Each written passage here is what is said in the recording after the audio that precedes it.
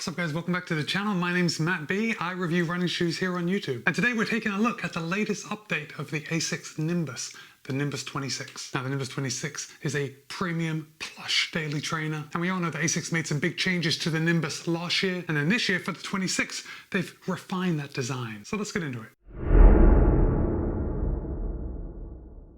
Guys, first off, let's get some disclosures out of the way.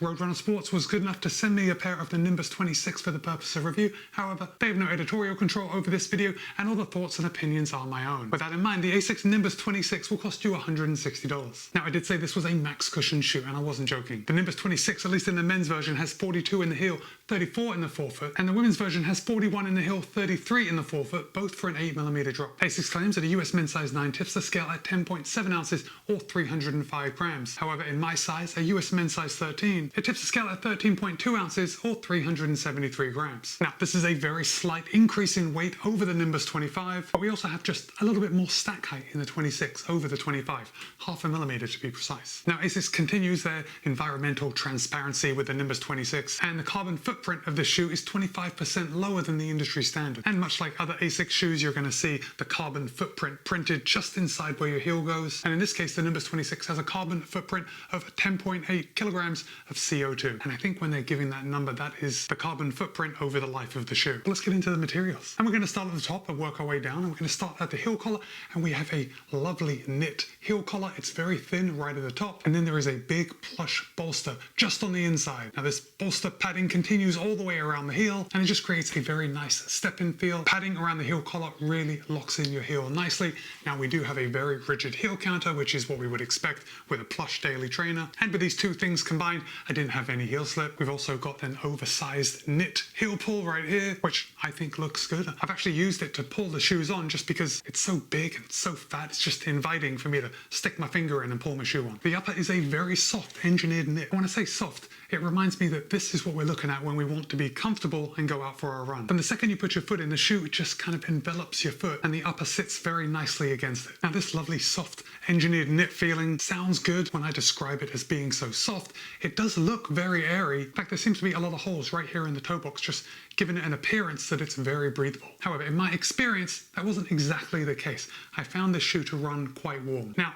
I should remind you all that I do live in Florida, and we've been having unseasonably warm temperatures. And on this morning's run, before I sat down to make this review, I went out, I ran 10 miles in it. It was about 74 degrees Fahrenheit and gosh, 99% humidity. It was very, very sticky. I came back from that run, and by the way, it was a very easy run, but I came back from that run, I had to stuff it with newspaper to soak up some of that excess sweat. Now it's still feeling a bit damp. But honestly, that's not necessarily a bad thing. Hopefully, for me here in Florida, we're going to be getting some cooler weather soon, and then the slightly warmer knit upper isn't really going to make any difference. But of course, if you live in a colder climate, this could really benefit you. It's going to keep your feet nice and warm on those easy runs on very cold days. In fact, I don't really think it's a negative at all. The more I think about it, I think it comes down to that old adage about there not being any bad weather, just bad clothing choices. And I think when it is very warm and very humid, perhaps a shoe with a knit upper isn't the best choice. But still, this knit upper, can't really complain because it's so super comfortable. Now the tongue is also knit, and it's very stretchy. It feels like it's almost like elasticated, but it's really not that elasticated, and it is gusseted on both sides, and you do get a nice midfoot lockdown. Now the midfoot lockdown is actually one of the changes that ASICS has made over the Nimbus 25. But full disclosure, I didn't actually run in the Nimbus 25, so I can't compare it directly, but I can say that the lockdown I had in the Nimbus 26 was more than adequate. It was very comfortable. There is also a lace loop right here on the top of the tongue, and that just contributes to keeping that tongue in place, right where you want it for the entire run. Now, when the shoe was on my foot, I did have a feeling that the tongue was quite long. Now, if I hold this up, you can see how the tongue comes up quite a bit. Now, when it was on my foot, it felt like I could pull the tongue, kind of stretch it out a bit, so it came up a little higher than I'm used to in some other shoes. And again, this isn't necessarily a bad thing. I didn't notice anything bad come from it, but I did notice that the tongue was just a little longer than I was expecting. Let's come down to the midsole, because ASICS is using their Flight Foam Blast Plus Eco, and it's a super plush foam, and the eco part of it indicates that it's made with up to 24% of bio-based materials. So again, ASICS is just doing their bit to help the environment. Right in the heel, we do have some pure gel, and I'll remind you what ASICS says about pure gel, but it is lighter and softer than conventional gel. Me personally, I don't know what conventional gel is, but I certainly don't want to try it now that I've had pure gel, which is softer and lighter,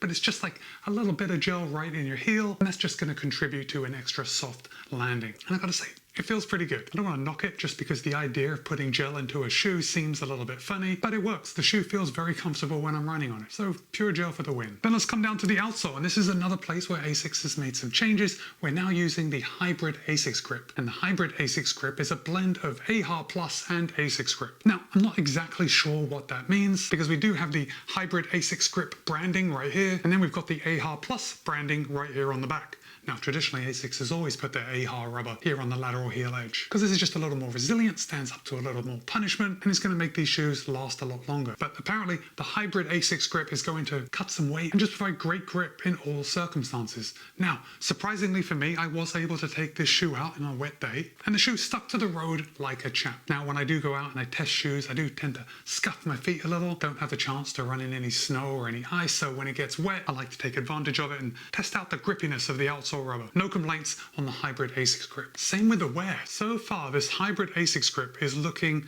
very good. In fact, I've got to say, at the making of this video, I think maybe 55 kilometers in this shoe, and I actually don't think I'm seeing any wear at all, which is good because 55 kilometers in the life of this shoe isn't really much, and when you're paying $160 for a premium daily trainer, you're probably going to want it to last for a minute. But yeah, very impressive at the lack of wear. Okay, so let's talk about ride, because I did say that this was a premium plush daily trainer, but it's a daily trainer on the slower end of the spectrum. The ASICS Nimbus 26 is that shoe that you're going to want to go out for most of your miles at an easy pace, your recovery runs, your easy runs. Then when it comes time to pick up the pace, you're probably going to want to change into something just a little lighter, maybe something a little firmer, just to help promote that speed, at least feel a little faster. And while there are some daily trainers out there that I think do a pretty good job at crossing over in allowing you to both run easy and have the shoe feel good and pick up the pace and still have it feel good, the Nimbus 26 is not one of those shoes. I think this shoe is firmly staying in its lane of a recovery easy day shoe. And that's definitely not a bad thing. We want specificity. We want the best shoe for every run that we do. But when I do go out for these easy runs, I am thrilled